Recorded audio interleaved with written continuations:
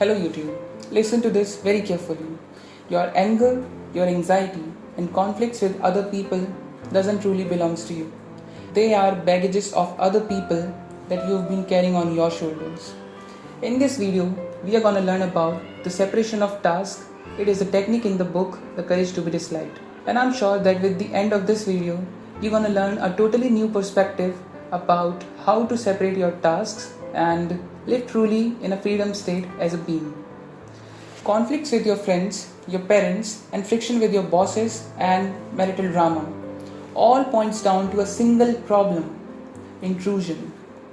Intrusion in others' tasks and getting intruded by other people. 90% of your problems would vanish instantly once you learn this technique. So let us understand why one intrudes at the first place. According to the book, intruder thinks that he has objective truth in his sayings, and if he is not going to intrude, the life of other party will fall apart.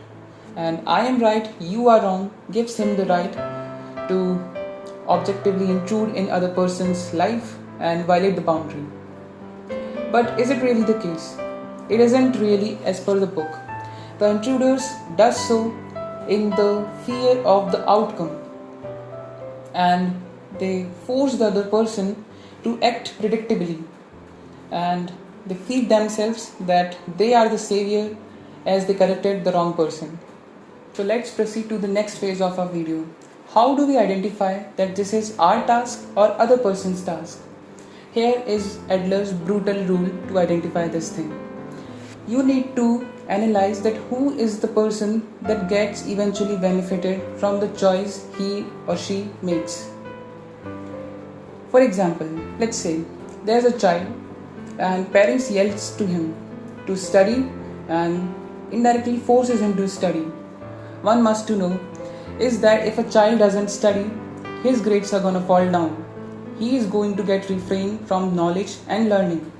So who is the ultimate person who gets benefited or affected from the choice he or she makes? It's obviously the child. So here is the verdict, that studying is exclusively the task of child, not parents.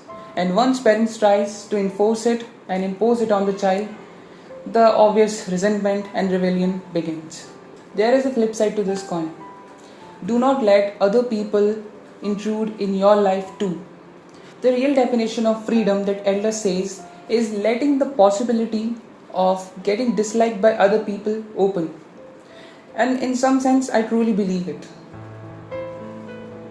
Working hard, choosing a career, and dressing the way you want are your choices. And how people are gonna react to them is their task. So instead of caring about what people are gonna think and taking a lot of their reaction into account is not just worth it. You cannot control their reaction, and trying to control their reaction is an intrusion on their emotional task. So do your task and leave the reaction to them. So does this mean become selfish and never help anyone? Adler says strict no to such behavior.